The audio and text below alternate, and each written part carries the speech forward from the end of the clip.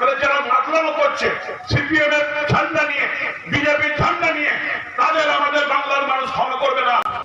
কে কি বলল, কে কাকে মাতাল বলল, সে নিজে মাতাল কিনা দেখুক। আমরা এসব নিয়ে ডাক্তাররা চিন্তিত নই। ভদ্র ভাষা ইউজ করুন, ভদ্রভাবে কথা বলুন।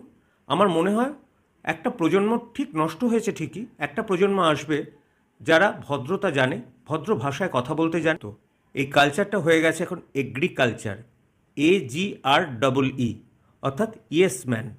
সুতরাং যারাই শাসক হোক না কেন, তারাই তাদেরকেই বসাবে যারা এই এগ্রিকালচার কনসেপ্টকে বিশ্বাস করে। এরা মানুষ নয়, অমানুষ।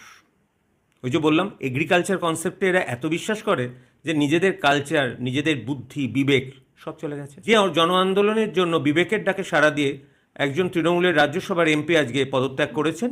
আমার মনে হয় বিবেক বলে যে পদার্থটা বর্তমান শাসক দলের কারোর থাকে, তার একবার ভেবে দেখা উচিত যে আমরা করছিটা কি। আমরা শুধু ইয়েসম্যানশিপই করে যাব?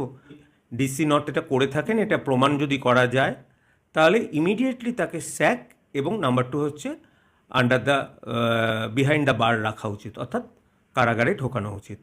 কিন্তু সেটা অবশ্যই প্রমাণ সাপেক্ষ, কারণ প্রমাণটা করা কোর্টে এটা মনে হয় কিছুটা দুষ্কর।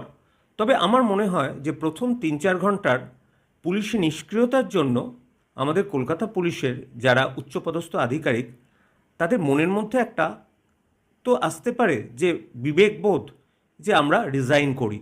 সেই বিবেককেই ডাক দেওয়া যাক, যতক্ষণ না কোর্ট থেকে ঘাট ধাক্কা দিয়ে বার করে। যার যা নিজের ল্যাঙ্গুয়েজ, আসলে ল্যাঙ্গুয়েজটা কার কী হবে সেটা অনেক সময় এডুকেশনাল কোয়ালিফিকেশন, আপব্রিঙ্গিংয়ের উপর নির্ভর করে। আর নাম্বার 2, গণতান্ত্রিক দেশে কেউ যদি আন্দোলন করে, তার এগেনস্টে উল্টোপাল্টা একজন মন্ত্রী মন্তব্য করতে পারে না। কিন্তু আমরা তো এই কালচারটাই গত 13 বছর ধরে দেখে আসছি। আমরা তো শোভন কথাবার্তা রাজনীতিবিদদের কাছ থেকে খুব একটা পাই না একটা কিছু পার্টিকুলার দলের। সুতরাং যার ভাষা যা, যে যেভাবে কথা বলতে ভালোবাসে সে সেভাবে কথা বলুক। আর এটা অনেকটা এরকম হয়ে গেল না, ঠাকুর ঘরে কে, আমি তো কলা খাইনি। কেউ তো আন্দোলনে বলেনি, বলেছে দোষীদের শাস্তি চাই। কেউ তো বলেনি যে দোষী কে। এটাও আমার কাছে অদ্ভুত লাগছে। অনেক এক্সপেকটেশন আছে সুপ্রিম কোর্টের কাছে, আমরা জানি, কারণ যে ঘটনাটা ঘটেছিল সেটা এর আগে কখনো বাংলায় কেন, ভারতেও নয় এবং অনেক ইন্টারন্যাশনাল কমিউনিটিতেও হয়নি, এবং এই রায়টার দিকে সমস্ত বিশ্ব তাকিয়ে আছে।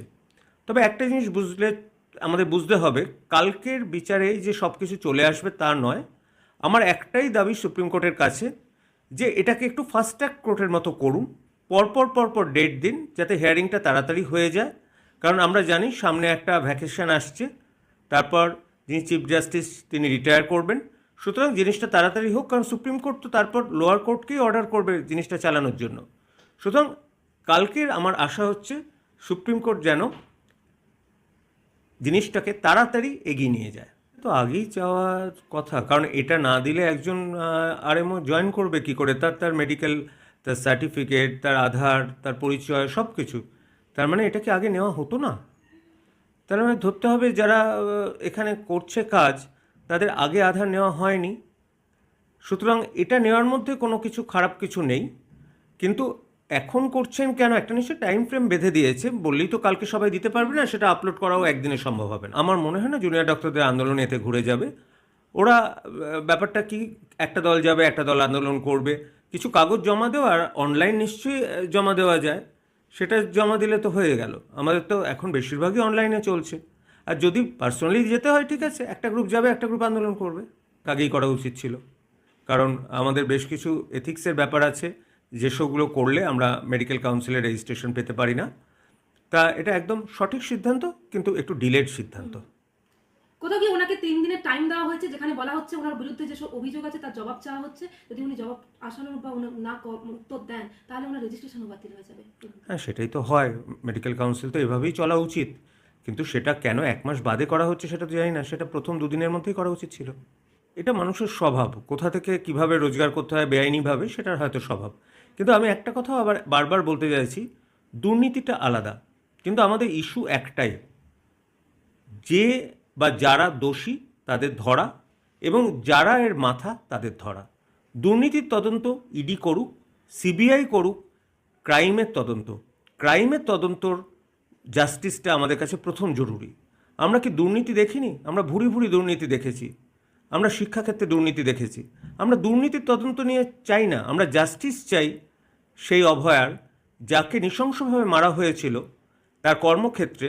সুতরাং আমরা ক্রাইমের তদন্ত চাই। আমি চাই সিবিআই সেটা করুক, আর দুর্নীতির জন্য তো ইডি আছে, সেটা তারা করুক না। কালচারটা তো এক, সুতরাং সেভাবেই বলবেন।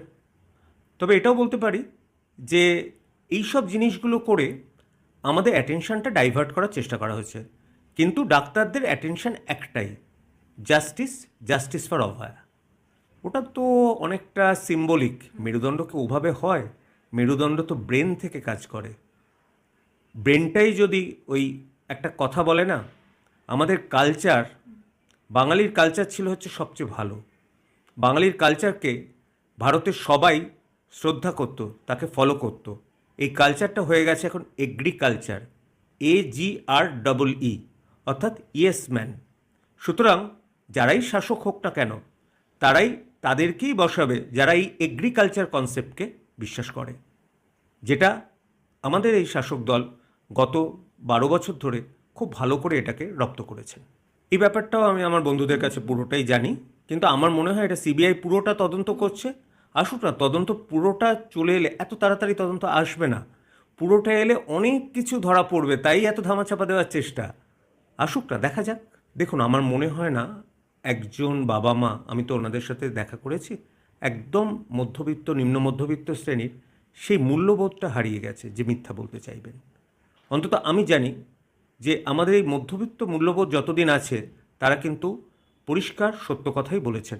দেখা যাক না, ইনভেস্টিগেশনে প্রমাণিত হবে কে সত্যি বলছে কে মিথ্যা বলছে।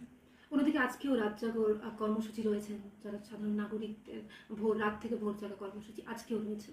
এটা তো চলবে, আমি সেটাই বলছি। সুপ্রিম কোর্ট যদি তাড়াতাড়ি ফয়সালা না করে, এই লাগাতার যে কর্মসূচি চলছে সেটা কিন্তু আরও বাড়বে, এবং সেটা অনেকের ক্ষেত্রে কিন্তু খারাপ হবে, বিশেষ করে রাজ্যের ইকোনমির ক্ষেত্রে। সুতরাং এই কেসটার দ্রুত ফয়সালা দরকার এবং দোষীদের উপযুক্ত শাস্তি দরকার। বহু ক্ষেত্রে সিবিআই 1 বছর 1.5 বছর পরে ধরেছে, সেটাও হয়েছে। সুতরাং আমরা এটাকে হতাশা বলবো না, আমরা বরঞ্চ আশার দিক দেখব যে এই প্রথম স্বতঃস্ফূর্ত জন আন্দোলন আমরা দেখতে পাচ্ছি, যে জন আন্দোলনের জন্য বিবেকের ডাকে সাড়া দিয়ে একজন তৃণমূলের রাজ্যসভার এমপি আজকে পদত্যাগ করেছেন।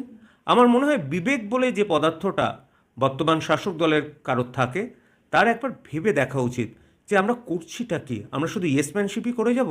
আমরা কি নিজেকে প্রশ্ন করব না? এটা একবার ভাববে। যারা আন্দোলন করছেন তাদের উদ্দেশ্যে কি বলবেন?